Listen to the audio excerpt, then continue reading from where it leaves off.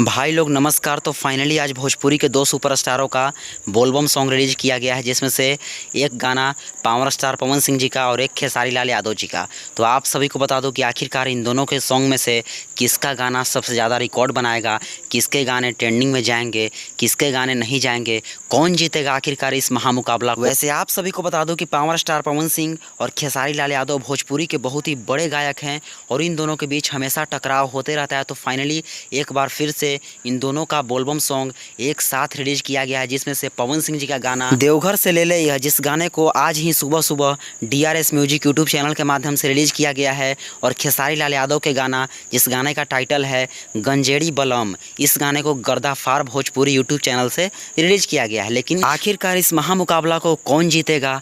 क्या power star Pawan Singh का गाना देवघर से ले ले यह या खेसारी लाल यादव के गाना गंजेड़ी बलम? जी हाँ, आखिरकार इन दोनों के सॉन्ग में किसका गाना बनाएगा सबसे महा रिकॉर्ड। अभी तो दोनों गाने को रिलीज किया गया है कुछ देर पहले ही, लेकिन अभी कुछ पता नहीं चलेगा। लेकिन आप सभी को मैं एक वीडियो बनाकर इन दोनों गाने का सारे रिकॉर्ड का जिक्र करूंगा, किसका गाना सबसे आगे निकला है, किसका गाना पीछे रहा है, पूरी जानकारी दूंगा। उसके लिए हमारे चैनल को सब्सक्राइब कर लीजिए। तो चलिए अभी के लिए बस इतना ही, मिलते हैं अगले वीडियो में जो कि इन दोनों गाने का रिकॉर्ड लेकर कि आखिरकार किसका गाना इस महामुकाबला में जीता और किसका गाना हारा। तो चलिए, हर हर महादेव।